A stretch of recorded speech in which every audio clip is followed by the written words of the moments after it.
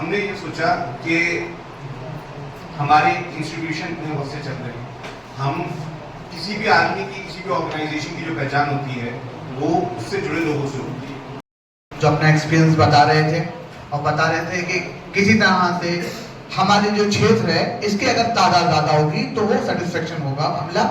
और क्योंकि no doubt आजकल के दौर में एक इंस्टीट्यूशन चलाना, कॉलेज चलाना, क्योंकि पूरे नॉर्म्स हमें फुलफिल करने पड़ते हैं, उसके साथ साथ सारे अखराजात करने पड़ते हैं, तो मेन मकसद प्रॉफिट और वो नहीं है, सर्वाइव नहीं है। प्रॉफिट वगैरह के लिए अल्हम्दुलिल्लाह हमारे चेयरमैन साहब और उनकी पूरी टीम के बाद और भी बिजनेसेस हैं। यहाँ मकसद है एजुकेशन को प्रमोट करना। इसके लिए हम सब लोगों को कॉपरेशन करने की जरूरत है, चाहे वो स्टाफ मेंबर्स हों, चाहे वो हमारे स्टेक होल्डर्स हों, चाहे स्टूडेंट्स हों और आसपास के जो लोग हैं उनको।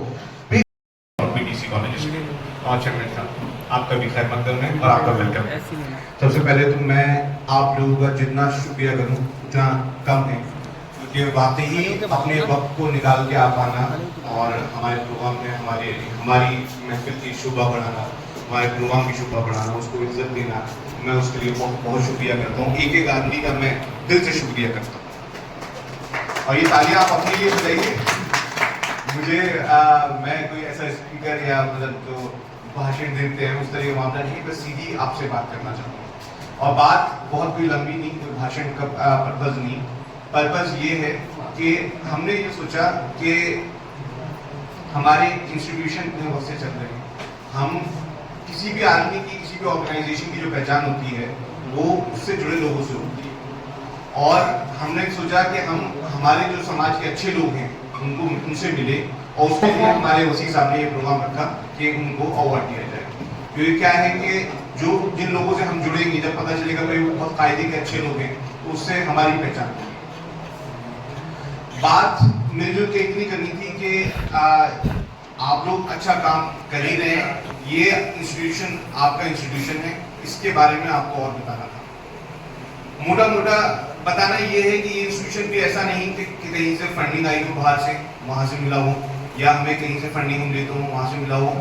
मेरे फादर आरिफ चौधरी साहब एक बहुत ही साधारण परिवार मेरठ से बिलोंग करते थे, और उन्होंने इसी पीयूसी में, अलीगढ़ मुस्लिम यूनिवर्सिटी में आए हो, पीयूसी उस टाइम में 11th और दोनों का मिक्स हुआ करता था, और यहाँ से उन्होंने पढ़ाई शुरू करी। बिल्कुल नॉर्मल एक खेती बाड़ी का हम लोग यहाँ काम था और एग्रीकल्चर फील्ड से हम लोग थे।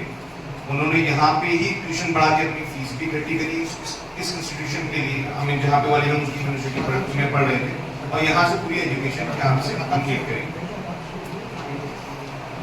उसके बाद उनको यहाँ से एजुकेशन कंप्लीट करी, यहाँ से BA इकोनॉमिक्स करा, MA इकोनॉमिक्स करा, PGDM करा, जर्नलिज्म करा।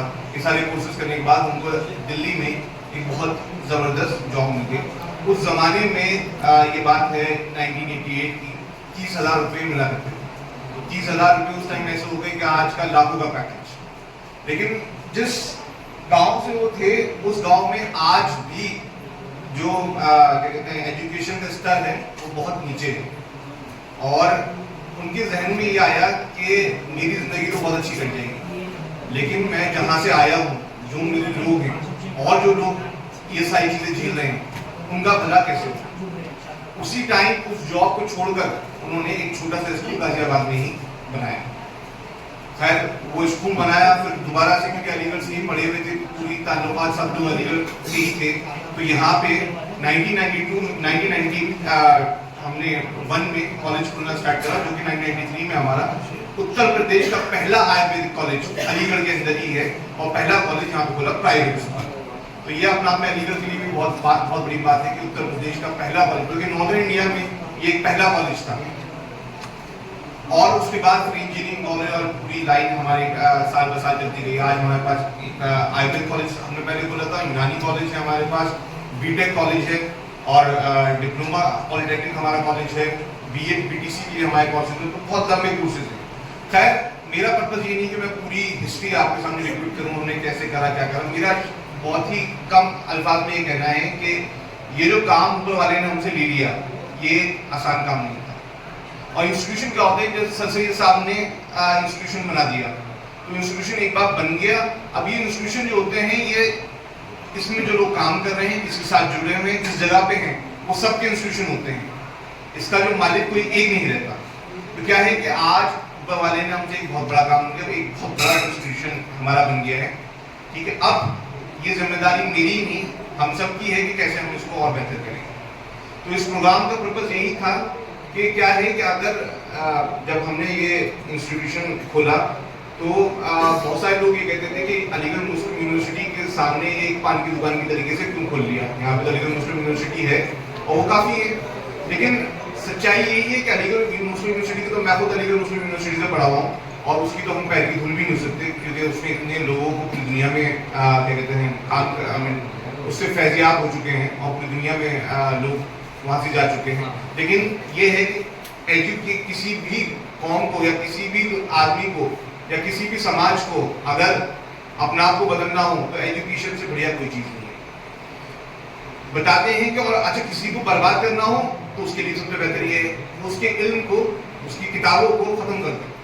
कहते हैं कि भाई क्या कहते हैं जब मंगोल्स क्या कहते हैं इधर की तरफ आए, ईरान की तरफ, इराक की तरफ, तो उन्होंने पूरी जो बड़ी बड़ी लाइब्रेरियाँ थी वो जला दी, जलाकर और उसको बिल्कुल ख़त्म कर दिया। और यहाँ तक कि बताते हैं कि वहाँ की जो नहर थी वो नहर पूरी काली पड़ गई।